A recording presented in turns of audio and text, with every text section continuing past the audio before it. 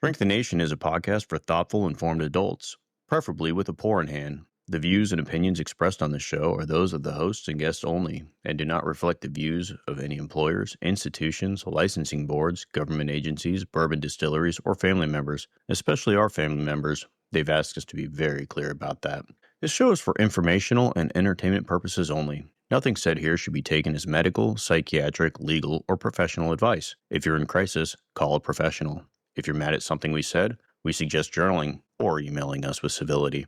We're here to challenge ideas, not diagnose strangers. We're clinicians, not your clinicians, and we have the bourbon to prove it. Let's go.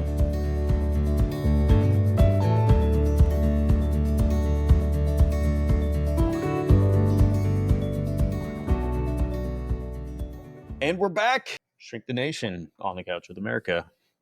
Guys, it's been so long since I've seen all of your hideous faces. It's so good this is on radio. Seems like yesterday, David. Seems like yesterday. It's good to see everybody. And look, Amit's back. How fortuitous to get him 2 episodes in a row. Okay, imagine this. The United States walks into a therapist's office, sits down on the couch and says, "Doc, I'm the greatest country on earth, but I feel anxious, divided, and I'm not sure who I am anymore. If America were a patient, what would its psychological profile look like? Let's break it down. Welcome to Shrink the Nation." Nice. Diffuse There we identity go. disorder, my friend. There we go. All right, show's over. That was it. Thanks, guys. We're done. Thanks for tuning in. Smash that subscribe button. Leave a positive comment. Extremely efficient show. It was the most efficient podcast you've ever listened to. Get back to whatever you were supposed to be doing. I'm David, board certified psychiatrist, twice boarded actually. I have 20 plus years in the military, and I am still the tech guy, which means that I'm the schlub who gets to do all the computery stuff. It means I'm up first because if anybody else starts talking, I just mute them. And then they can't. So I get to go first. Today, I am drinking Cooper's Craft Barrel Reserve Kentucky Straight Bourbon 100 proof. Yikes. Yeah. Be careful. Yikes. Yeah. So I'm gonna try to make it through this one. This is for Rob. The mash bill is typically consisting of 75% core, 15% rye. I'm in trouble if I'm already struggling this early in the episode, by the way. And then 10% malted barley. Jesus. It is aged around 4 to 6 years. And the distillery is Brown-Forman in Louisville. So I think I said that right. That does sound like a bourbon that I would enjoy. Nice Wait, mix. just watch. Let me just ask you, was this supplied to you for the show, David? No, unfortunately, we are still, strangely enough, looking for, on our 10th episode, congratulations, we made it this far. Yay. With absolutely zero support and nobody asking for 10 episodes. We've made it, gentlemen. Shocking. Yeah, it is shocking, but we made it 10 episodes. So we're still looking for any bourbon distillery who wants to send us. I mean, at this point, honestly, send us your bottom barrel stuff. We'll, just the bottom shelf, like whatever. Send us your old crow. Just make it strong. Just send us the old crow that you found in the back, like sitting behind the heater. I don't know about this one. Yeah. Yeah. Just send it. Whatever. We'll talk you up. Carl's Bourbon Shack. Send us this. Anyway, hey, I'm Rob. And I've been a psychiatrist for a very long time, board certified, blah, blah, blah. And I am unfortunately not drinking at all. Again? Right now. Still? I still. How did you? Gosh, I thought you were on a bourbon show. So I am having a lovely coffee. It is Dunkin Donuts. So I can't even really. There's nothing to be said. I'm just drinking coffee. Well, what about Dunkin Donuts? Maybe we can get Dunkin Donuts to send us some coffee or something. Could we at least get some Dunkin Donuts coffee? Yeah. Or send us some coffee. Ben Affleck or Matt Damon. If they would the podcast. We could get them on the podcast. Yeah. Yes. We just get some coffee. We could be like we drink the bourbon at the beginning and then the coffee at the end. We'd probably make more sense that way. Yes. Okay. We'll try something. All right, Keith, you're up. Yeah, big thunderstorm, lights flickering. Another one. Yeah. Wow. How is it still? It's stormy again. I'm Keith, just like everyone else. What they said, psychiatrist, all that good stuff. I think we're all veterans here. A couple of days ago, I embarrassed everybody by drinking V8. Today's show, since I don't have bourbon, I thought I would have a little bit of gin and then a beer, and you put them together. Like I think that's actually Rob how bourbon's made. Gin and beer mixed. As close as I could get. to bourbons. I'm trying What to do kind my of gin? What kind of gin? Don't tell me Bombay. I'm gonna be. What's wrong with part. Bombay? It's like boodles. Okay. It was the We lowest. It was the lowest price.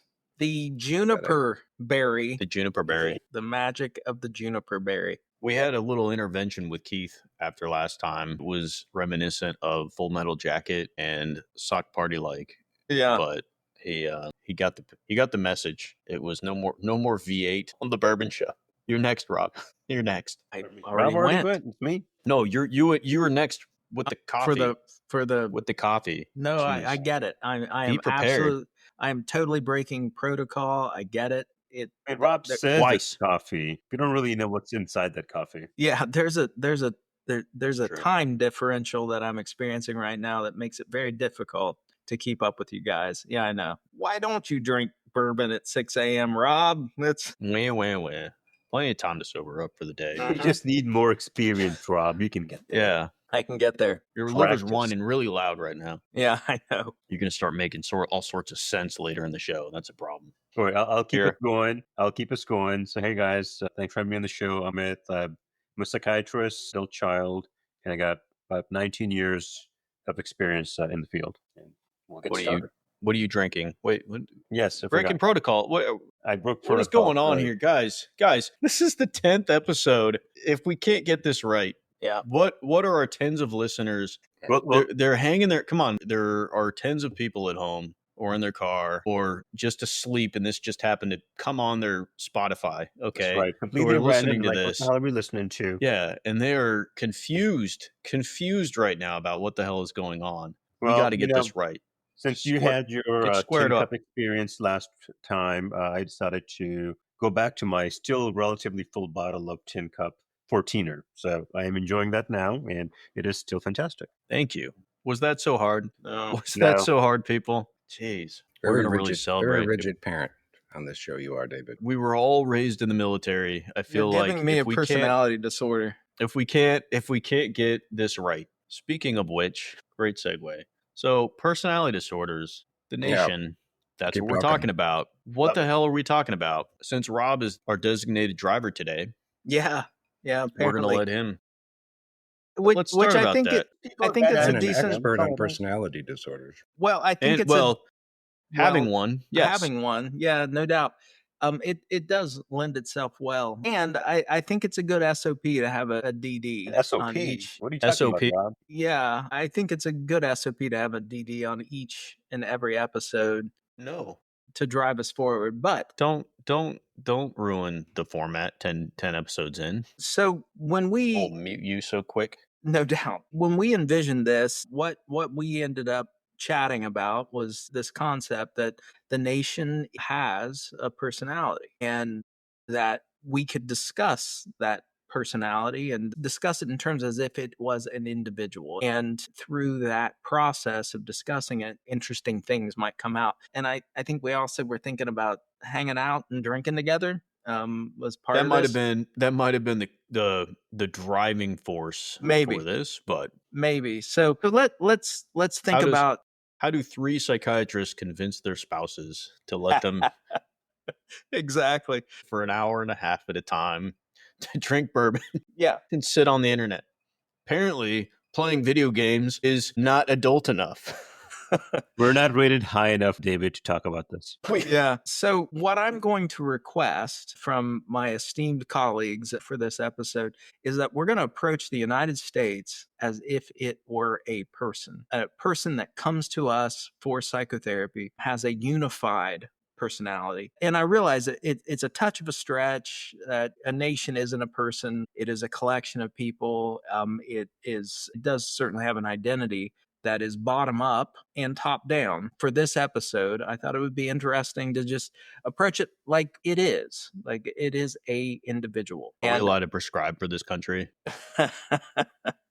And can I refer it directly to Keith? I mean, honestly, it really depends on its insurance plan, really. Yeah.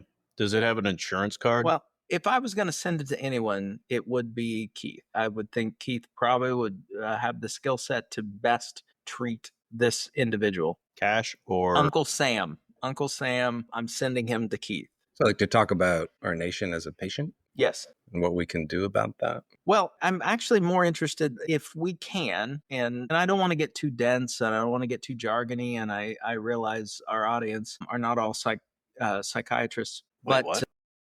maybe none I of think them maybe are. they in are. I think fact. maybe they are. Our tens of listeners. Our tens of listeners. Mom and so it could be dad But and I'm curious for your knowledge, and each of us. I mean, I think it's a nature of being a psychiatrist is that you find yourself drifting towards certain psychological thought based on your own life and what resonates with you. So I'm actually mostly curious. I have my own ideas, but I'm mostly curious as to if you were going to formulate, everyone can remember being in residency and having to do these formulations, these psychodynamic formulations for patients. But if you were going to formulate this for the United States as a person, and again, we'll call him Uncle Sam. So Uncle Sam comes to your office. How would you formulate his personality structure, the challenges that he has? What do you do for does Uncle Sam work at a bicycle shop by any chance? it?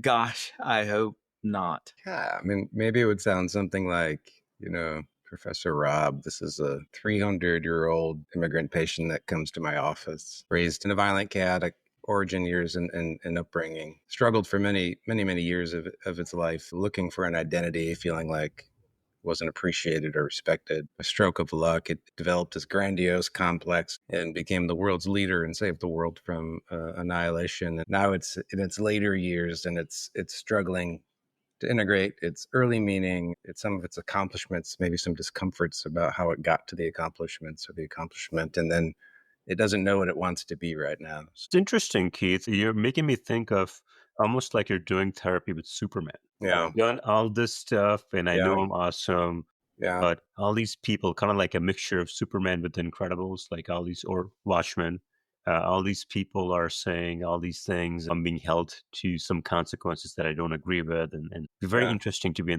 that couch listening to those concerns. The observation that you picked it up in the Superman story, and I just sort of said that out loud off the cuff, makes it sound like it could be a collective unconscious sort of understanding, like an archetype and like a myth story, right? That we all just have. Could just be David Corn Sweat though. Could be. Speaking of, I don't see a poster anywhere. What's happening? It's because of that 6 foot tall cutout behind you, Keith. 6'2".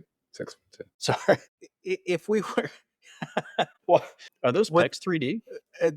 they're absolutely 3D if you go to the movie. So if we were going to approach this from Jungian, Carl Jung standpoint, I would absolutely concur that the archetype that Uncle Sam embodies is a mixture of the hero archetype and the rebel archetype. We were born a rebel and we became a hero. And I think that there are manifestations of that. Now, there are other ways we could approach this. Since it's already come out, it's already been presented, that hero archetype is relevant. And the hero does carry a weight, challenging to hold that, particularly in the context of the limitations, struggles, the imperfections that we have. I think it's so hard. If you think of anything in popular media regarding struggles that heroes have, one of those drives that they tend to have a lot of times is the need for pleasing people, to be seen as good, recognized and validated, because that praise, the knowledge that people see them as a good person is very valuable. It's a driving factor. When you get people who don't see that, and when you know that you can't please everybody, and some people are unhappy, or maybe there's some collateral damage, and there's rumblings about special treatment, and the expectations maybe get to be too much. You must bring world peace. Well, that's probably not going to happen. I can do certain things, but I can't change people's minds. When you start getting into those realms, I can see the disillusionment kind of settling in, and it taken away from that primary drive of, hey, I no longer feel like people see me as what I'm doing. They want me to do things that I cannot do. And when I can't do them, I get blamed and I feel like carrying on is more of a burden. Maybe I need a job change. Maybe I need something else and get away from the public eye. I think we can see that. And I certainly see that for our nation, since World War II, as being sort of the nation that people turn to. Now, I want to step back a little bit, because when we talk about countries, the leadership of the country is very different than the day-to-day common person in the country. So there are countries where America is not seen as the positive ally, the capitalism, the soft culture that we have imposed upon the world. without even necessarily trying to, that is seen as a negative thing. However, when it comes to conflict, when it comes to something needs to be done, they need some help, America is almost always the number one name who can help us. We see that time and time again. The past 10, 20 years, especially after 9/11 and the ongoing conflicts, the American people are saying, hey, we don't really want that role. We're expending a lot of energy, and what are we getting out of it? And a lot of times we're not getting anything out of it other than prestige potentially. But even then, it comes at a cost, because being seen as meddling in other people's affairs, not everybody's going to be happy with that. So there's mixed messages. We make enemies as well as make friends. It's not enough for most people to say, hey, why are we expending our time, and we could be spending this money instead of spending billions on the military industrial complex? Why not spend that money and take care of each other? Maybe we pulled out of certain conflicts. Now we have some extra money to spend. Where do we spend it? Well, let's not spend it on taking care of the homeless. We can spend it on these things instead. And so it turns into a very complicated scenario. The analogy of how much can you actually take on? Maybe it's too much. We're no longer the 100% good guy that we have had the mentality of in the past. So how do we deal with that? And that does cause some neurosis, conflict, depressed feelings. The nature of being the hero is you are only a hero in the eyes of those who agree with you. And since World War II or before it, the United States, in order to be the hero, you had to have the villain. But from the perspective of the villain, you're not the hero. You're the villain there too. What the United States has done over the last 80 years has built up a place in the world where we have the greatest militaries with the goal of protecting everybody, but also protecting ourselves. There's no point in you protecting yourself because we got you. So no reason for you to build up an army. We'll take care of it. Absolutely. Which can create a lot of distrust in other places. But when there's not conflict coming in your direction, you start to have internal conflict. So you start to have that question of, well, I'm really powerful, but what for? Skeptic of the change. Anybody looking in and saying, well, why are we changing this perspective might say, well, we did build this with the goal of making sure that nobody else could challenge the king, throw us off the hill. That's why we did what we did. But now we're inviting challengers by making adjustments, even though that is invited from within because we didn't have the conflict. Now there's that question of, now what? Now we're basically saying, hey, everyone else, we want you to be just as powerful as us, but there becomes a problem. Now you have the potential for more conflict. There is a conflict in saying the mentality of let's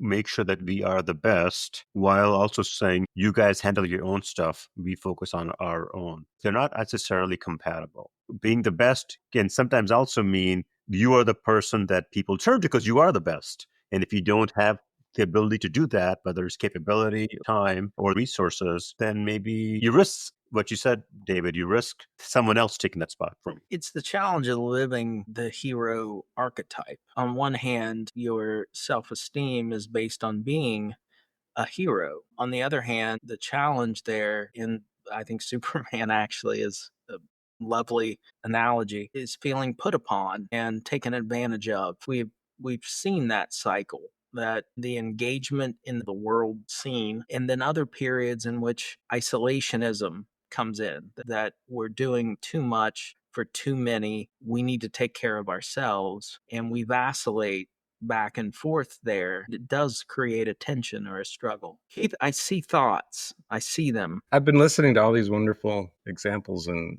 ideas. And, we talked about a formulation in the beginning, and listening to all made me think, oh, here's a really quick one. This country's in a midlife crisis. Absolutely. That's kind of what I'm kind of like what I'm hearing. And I think you're all around the money, and I'm kind of listening going, it sounds like, you've got all this grandiose power and aspiration, and the world your potential has no end. And so what we need is we need a country-sized Corvette. We're doing some of that, right? In a younger blonde country. That's a way to deal with the depression of the crisis, is to act more manic and grandiose. Buddy, you have read my mind. So Carl Jung would not do psychotherapy with anyone under the age of 35. The rationale that he had was that you needed more years in adulthood than you had in childhood in order to be at a point in which you could benefit from psychotherapy. Most of his focus was on midlife. And there's a rationale for that. His life drove that. But I absolutely think that the United States, if I was going to put us at an age, if Uncle Sam, despite the the images and the white beer. He's not that old. He's a Uncle Sam's driving an El Camino with a trunk full of ice and bush light. Well, yeah. He's a 35-year-old person. On a And bicycle. he's facing a midlife crisis. We had our youth, and that youth was conflict, rebellion. And then we responded to that with a great deal of optimism and can-do attitude and a pretty big chip on our shoulder that we didn't have the respect that we felt we deserved. And that probably does track very nicely with our immigrant population, the folks that were drawn to the United States. They had very few options. They came here because it was the land of opportunity, and they could eke out an existence for themselves. They could be successful. Whereas in the old world, they couldn't. Things were solidified. Here, it was very liquid. Here we now sit in a well-developed nation with the most powerful military that has ever existed in the history of mankind. There is no military that's ever been more powerful than we are at this moment. But we're facing an identity crisis. And in Jungian terms, we have a significant shadow. We have a history of inequity. That's the struggle that we face, that we're the land of the free, the home of the brave, but we are carrying this history of slavery and this history of we basically destroyed the native population of this North America. And that shadow is massive. It's big, and it's challenging for us to face and deal with. Here we sit with this in our middle life. How are we going to mature from a teen stance of omnipotence into a mature stance? That's where we're sitting right now. And if Uncle Sam was sitting on my couch or in my chair, this would be the question I would pose to him. I left everyone speechless. Yikes. Well, that was our show for today. Smash that subscribe button. Right. This is what happens when you drink coffee. Oh, And no. Keith just left. Keith was done. He was just done with your shit. He said 30 minutes, I'm out. I was so looking forward to his perspective. So The next step is, as the therapist, asking Uncle Sam, asking the nation, what really is it that they want? Because I suspect that the viewpoints on the positives and the negatives has changed over the years. This nation is a lot different now than it was 200 years ago. So asking what is it that really what they're looking for, and potentially what is it that they care versus not care about. There might be certain things where it's not a big priority anymore. Maybe caring about how the world sees us is not that important. Maybe it's more important to make sure that everybody is fed and taken care of, or making sure that we're protected from cross the border. There might be other things that are the priority now. And then if that's the case, then where do we go from there? I mean, that's the way I would guide that discussion into what makes you happy. I concur, and that is the transition into middle life, giving up the motivations that drove us as a child because they weren't our motivations, they were our parental motivations. What seemed to be important at the time, there's an expectation of this is what's important. So yes, I want to achieve that. I want to go there. I just want to say I'm not old enough to understand any of this. I know. You guys. I'm still cleanly in my younger years, You're my right. youth, enjoying it. Enjoy it while it lasts. So next year when you friend. go for that, we will know you've reached that point. At any rate, as with all children, the initial motivations that we possess are not necessarily our motivations. They're our parents' motivations. It's what was given to us, what we were told are priorities and what is important. And then you get to middle life and you have to readjust. What is my motivation? Then the people you live with at that point have different They do. expectations. So you got to factor that in Well, as well. and Because you're in you've a different established situation, different precedence, house. and that precedence has weight.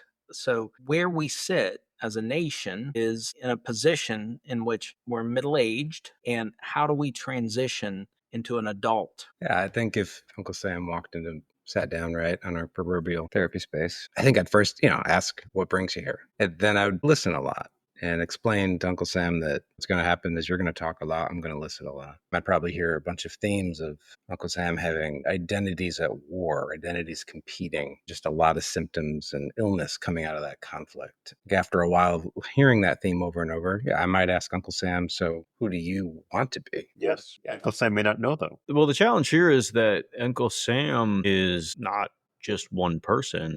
Shut up, And there's David. a lot of competing ideas. What you just said, Uncle Sam may not know, but why doesn't Uncle Sam know? Uncle Sam at the moment is really struggling because there's a huge divide between polar opposites on the directions that Uncle Sam is being pulled in. But that's very human. It's very It is. human. It is. I'm going to ask you to suspend disbelief. I don't want to suspend disbelief. No, I want to bring that to it because it is very human, and that is a struggle to sit there and say, "Well, what do you want?" Well, 'cause he wants multiple things. He doesn't want one thing. He wants everything because he's Uncle Sam. He's not That's one powerful. person. And just like anybody, I want all of it. In order for me to be able to say, "This is what I want," the reality is I want to have my cake and I want to eat it too. I But want to be can't the understand. hero. I want to be the hero, but I want to sit in my fortress of solitude. I want to be recognized for how great I am, but I don't want to be dependent upon. And that's a great point, David. That's really hitting it on the head. Where, yeah, I mean, you Don't encourage want to David. be seen Don't as do that. this. No, I think, but I think he has Cooper's a good Craft. point here. Yeah, I 100 mean, proof. he might be a psychiatrist here. Brought to you, this great point on Shrink the Nation was brought to you by Cooper's Cooper's Craft Barrel Reserve. Got it.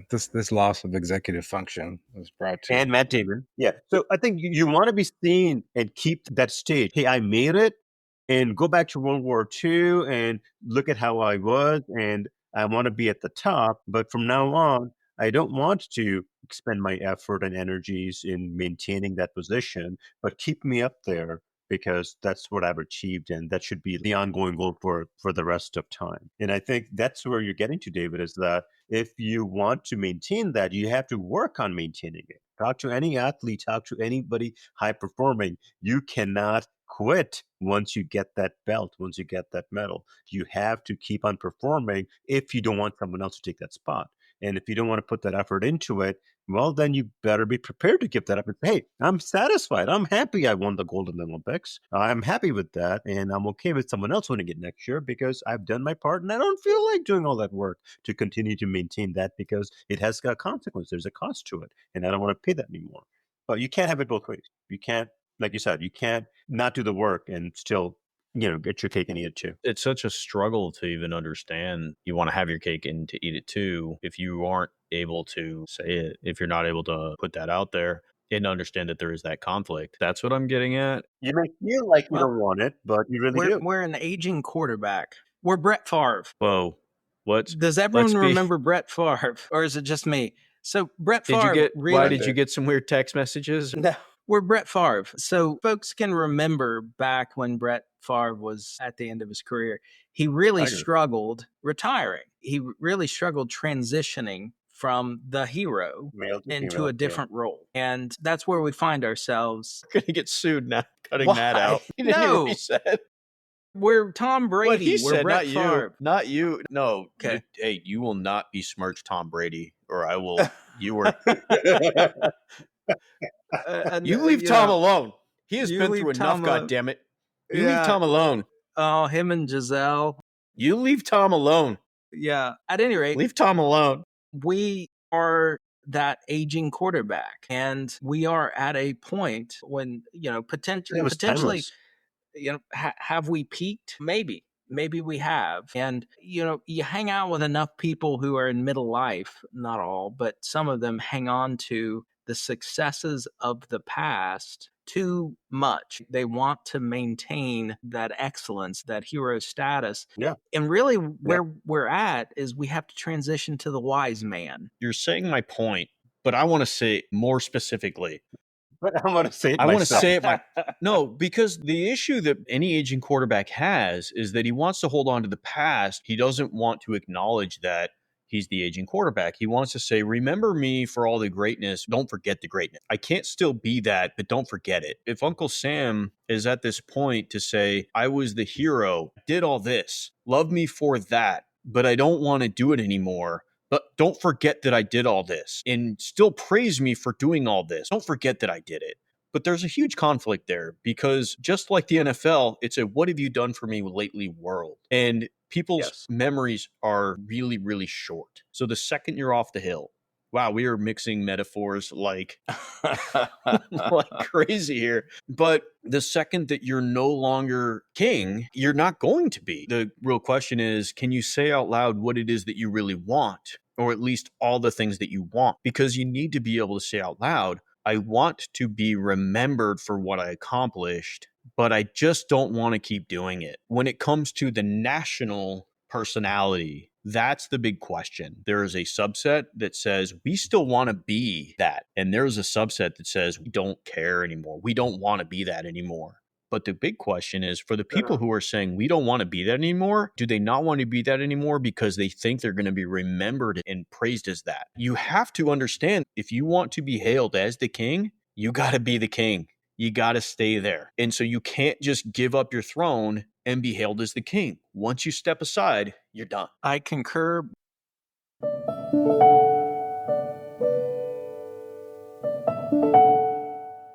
Hey, it's Rob from Shrink the Nation.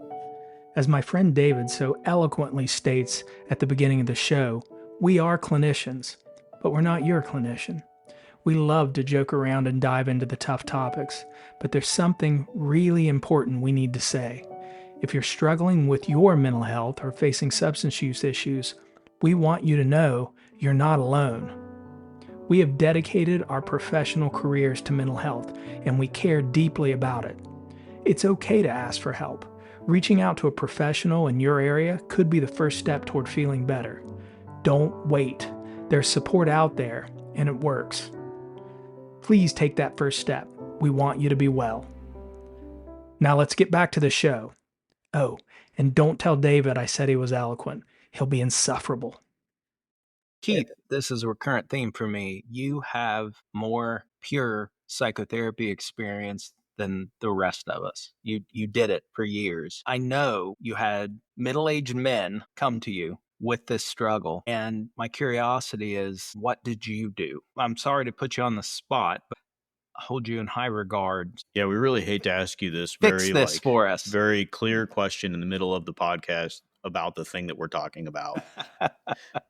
Yeah, if you need to think for a second, Keith, let me just put in that one thing to keep in mind is that given the nature of the patient, it's not one distinct person. There's many distinct groups. I would put out there that there might be a significant portion of the population that might say, hey, yes, we do want to be that power. We do want to actually expend our influence in order to maintain this. But there's another portion that definitely says, hey, we already know we're great, and now we got to focus on ourselves. And if we are the best that we can be and take care of our own people, that will demonstrate how good we're doing. There are conflicting desires there, which makes it a little bit more complicated. I think we bring in like 9 more metaphors to make this work. The analogy of the U.S. as an individual, in keeping with all the disparity of thoughts and feelings that come from our general population, actually, it works for a person, because as a person,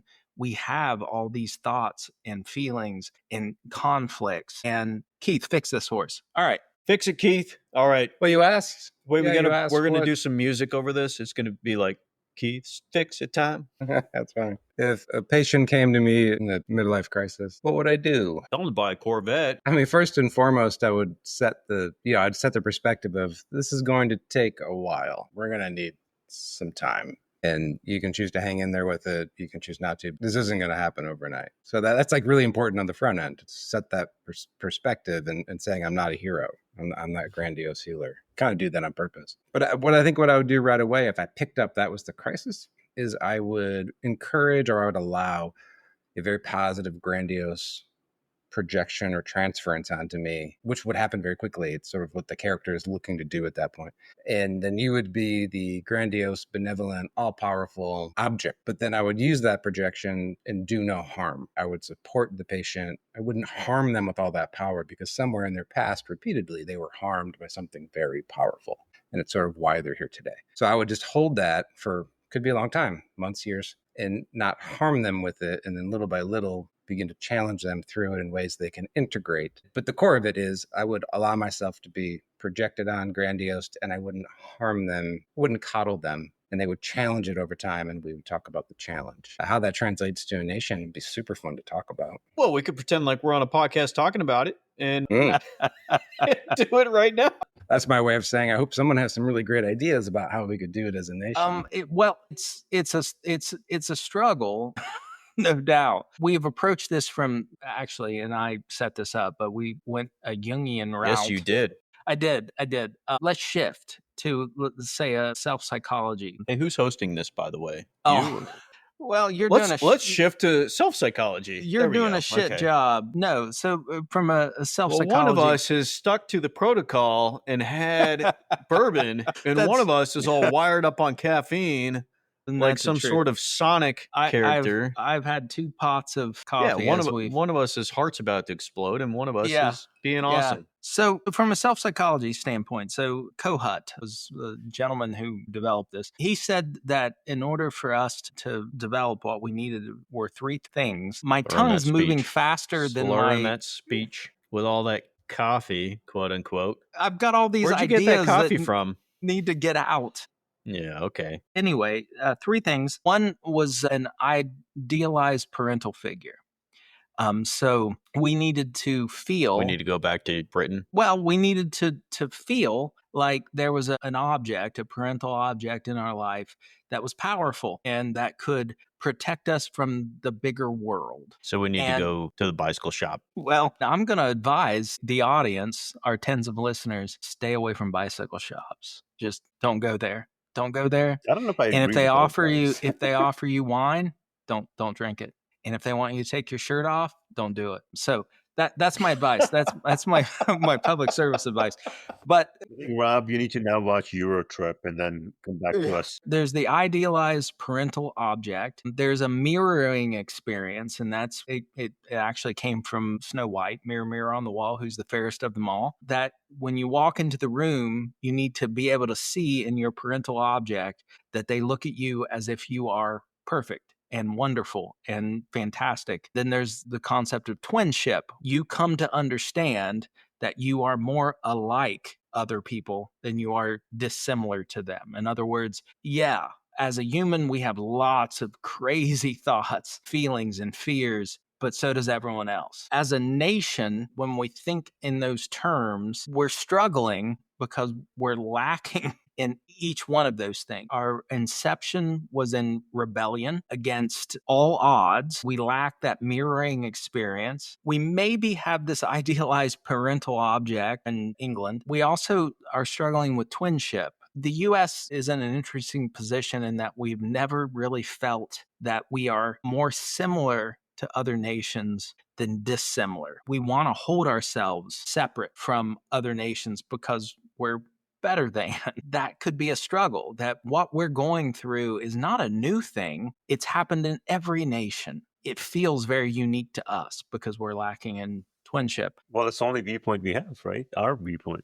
Well, and it's interesting because one of the struggles that we really have now is that we lack somebody to rebel against. We've really outgrown our parental figure. That does cause a crisis for anybody who's built their entire personality on that. When you've grown up saying everything about me is anti-establishment, anti-everything, and then you get to the point where you are it. But that's been going on, I would say, since the beginning of our nation, though. I mean, since the Revolutionary War, you can argue that we have overcome our parent and we have won. But we haven't. The War of 1812, we've been up until World War II. We were really a struggling nation. We got to a point where we've been on top. But we're a nation. We're not a person, but we are a nation. So it takes a long time for that personality. But we've also gone through a lot of struggles. And what have we done? We've picked fights, and we've not been super successful in doing that, right? We've gone to Vietnam. Spoiler, didn't work out very well. We tried to go to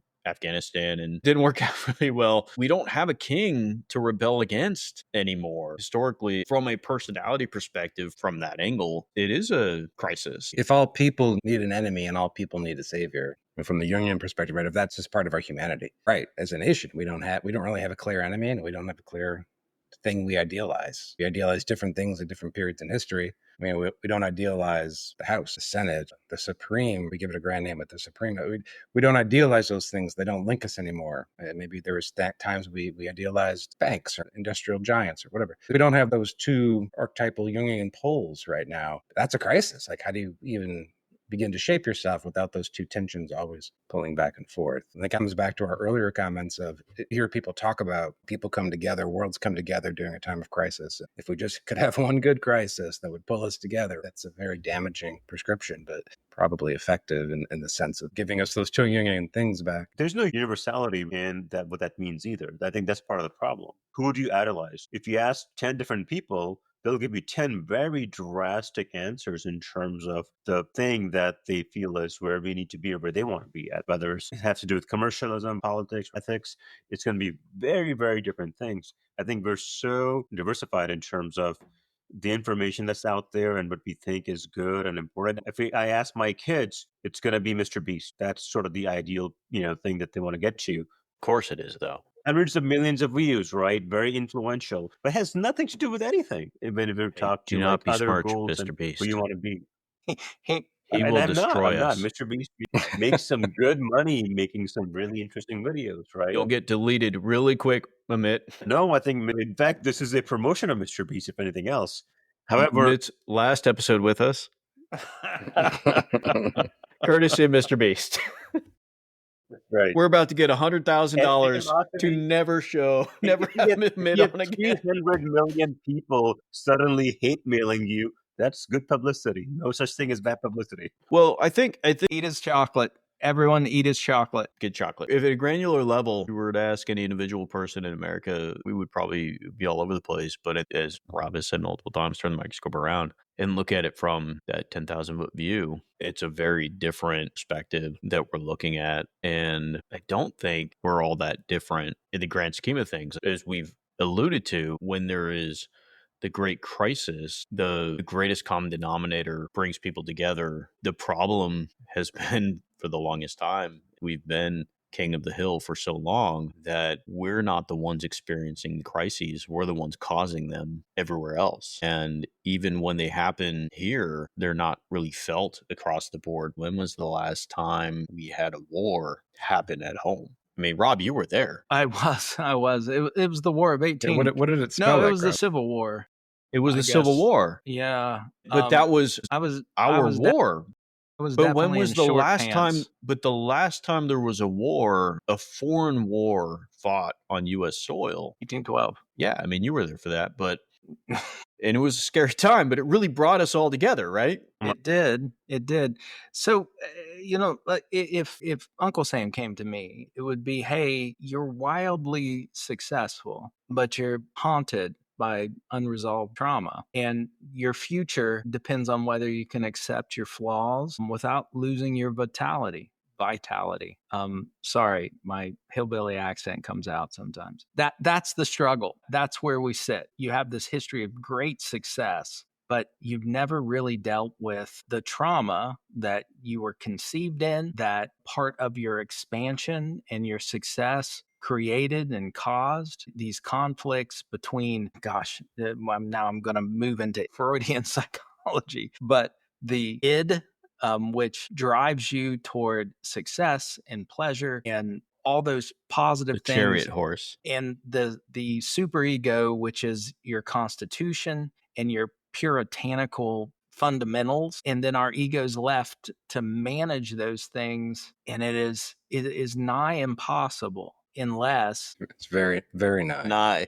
nigh impossible to really blend those things unless we really set about to do it, unless we really do engage in psychotherapy, in which we are going to spend the time and the energy and the effort to talk about these things. Well, that's depressing. Thanks. Yeah. Make another, like a riff on what you're saying, Rob. You ask what, I would do in a situation like that. Sometimes, right, what you would do is try to get the best they could do with what they had going. It's more of a behavioral thing. Help them find something more healthy to project and be grandiose about. Something that's a more healthy object than what they projected on in the past. So you let them project on you first, and then you slowly transition that and help them choose something else. As a nation, we've idealized really positive things in the past, whether it's our independence, and then a commitment to liberty and justice, and then a commitment to like spreading that around the world. There's been some high ideals we've organized around. We're lacking. I'm not saying they're low ideals or high ideals today. I think they're just kind of lacking. As a group, as a patient, we don't know what we aspire to as a group. That kind of comes back to stuff Joseph Campbell would talk about. If we don't have that as a group, as a society, it is a threat to that group's existence. It really is. I hope as a collective patient, we can begin to aspire to something reasonably positive and identify that as like a national value that we all can keep as a North Star. If you look at the savior and the hero pole, that's closer to the aspirational side of the pole, and we come around that as a patient, as a nation. And I don't know how we get there. I hope we can. Well, making that transition from the hero to the wise man, that what we have to offer the world is concept of the Constitution and freedom and respecting the will of the people and protecting the minority. So we're run by the will of the majority. We're protecting the minority and respecting, this is liberal with a little L, liberal democracy, that we allow all voices to be heard. And sitting with that and tolerating that and being the example for the world would be where we aspire to be. That we can't be a young man forever. We have to grow old. In growing old, we have to adjust. How we accomplish that is a question mark. Well, Rob, how have you accomplished that?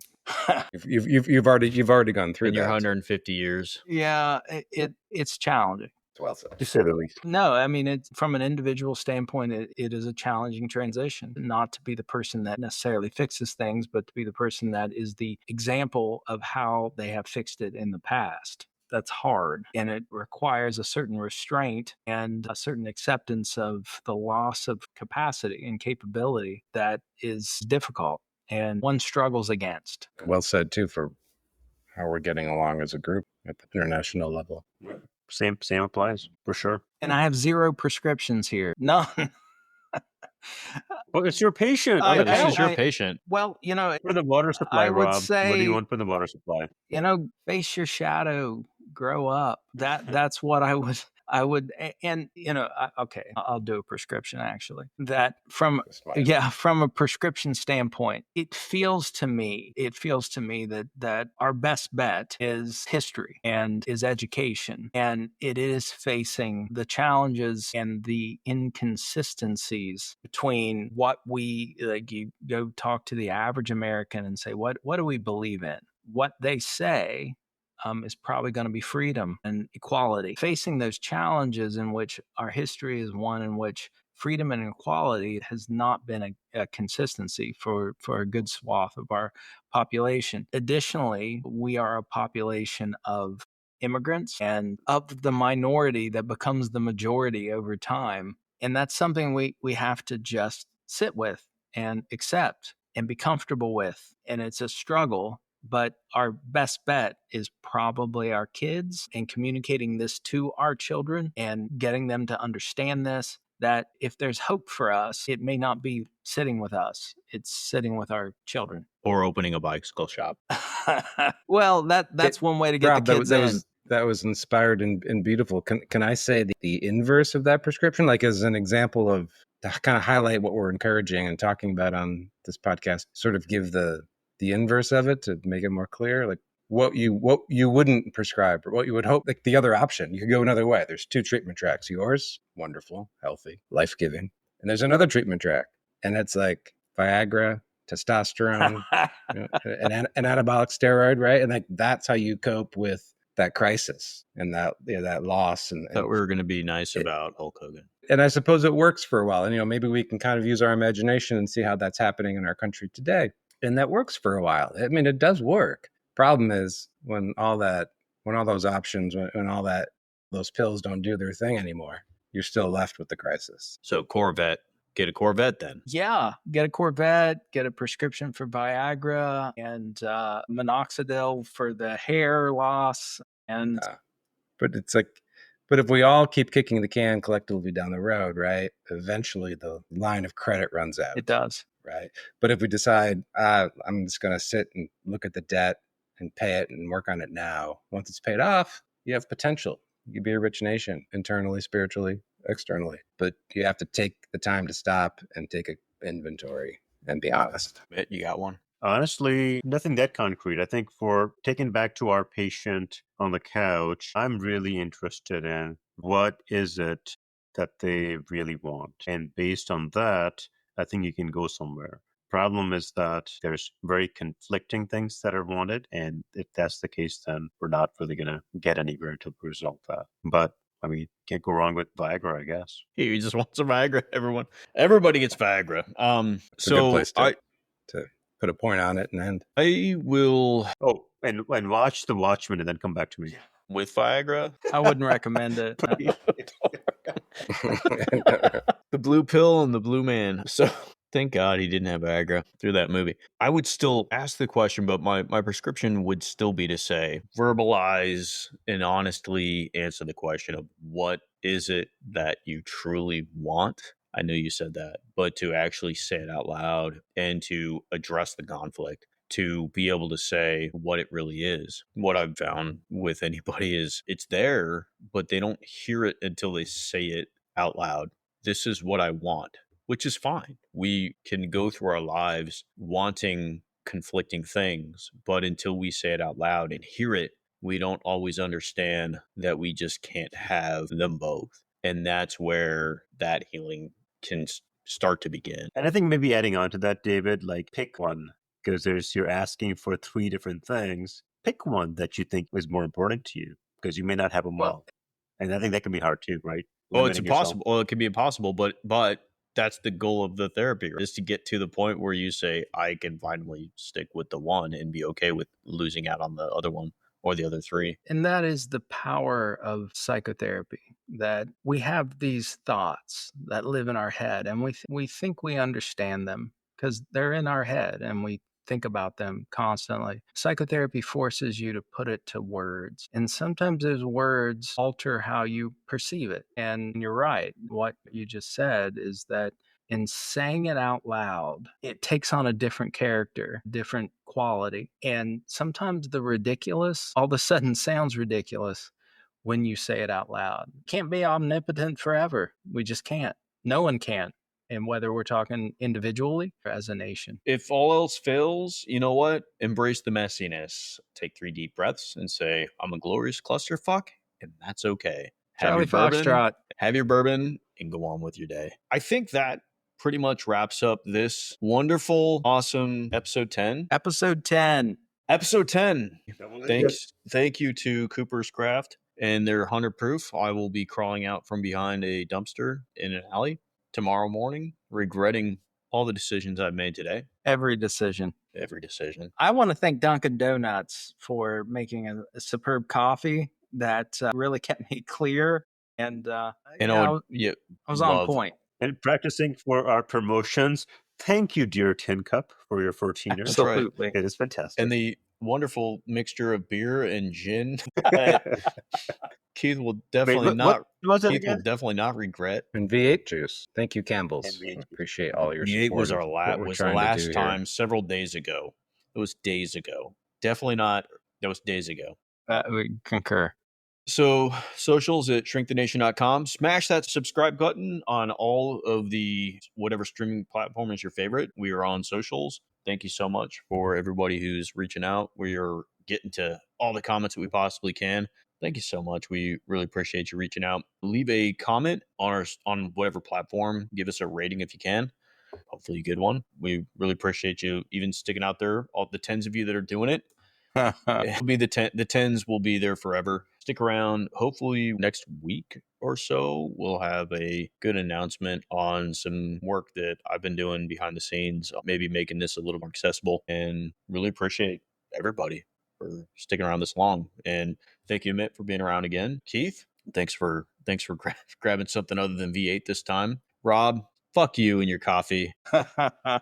But if you get Dunkin Donuts in here, man, we love you so much. If you can get us a Dunkin Donuts, it would be a coup. Yeah, we will all be drinking. We will just be shaking. There will be no bourbon in sight. It'll just be us and donuts and coffee.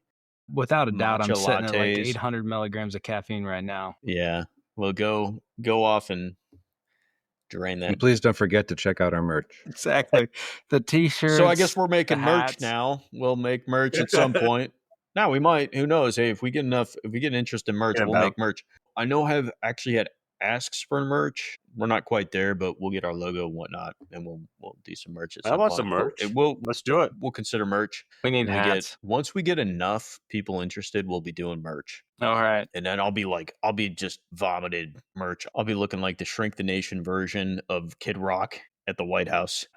Top to bottom in neon orange and blue or whatever we end up doing. I don't know. All right. Cue up the music. All right, we're out. Sounds good. All right. I love this music. All right. Peace. Thanks all.